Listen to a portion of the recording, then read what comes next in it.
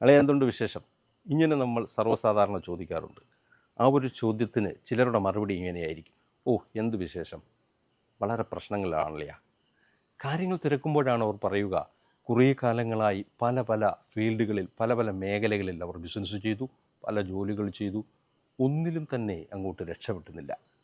അവർ രക്ഷപ്പെടാതിരിക്കുവാനുള്ള കാരണം, ഒരു കാര്യത്തിലും അവർ സ്റ്റിക്ക് ഓൺ ചെയ്തില്ല. ഒരു ബിസിനസ് ആണെങ്കിൽ തന്നെ നമ്മുടെ മുതൽ മുടക്ക് തിരിച്ച് കിട്ടുമ്പോഴാണ് നമുക്ക് ലാഭമുണ്ടാവുക. അതിന് സമയമെടുക്കും.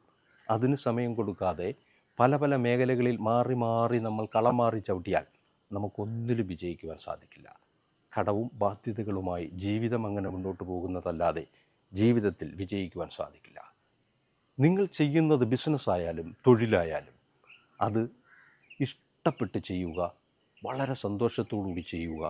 അത് കണ്ടിന്യൂസ് ആയിട്ട്